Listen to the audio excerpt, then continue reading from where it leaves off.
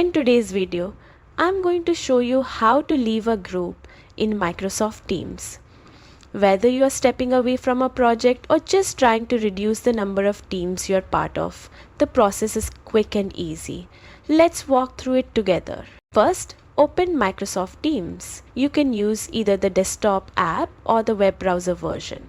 Make sure you are signed in with the account that's linked to the team you want to leave. On the left hand side, you'll see a list of all your active teams. Scroll through and find the team you no longer want to be a part of.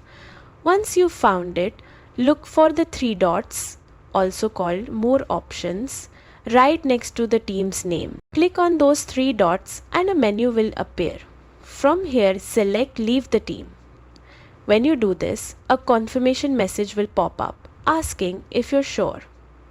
This step is important because once you leave, you'll lose access to that team's channels, shared files, and conversations. If you're certain, go ahead and confirm. And that's it. You've successfully left the team. If you ever need to rejoin in the future, you'll need an invite from someone who's still a member. That's how simple it is to leave a Microsoft Teams group in 2025. If this guide helped you, make sure to like the video and subscribe for more quick tutorials.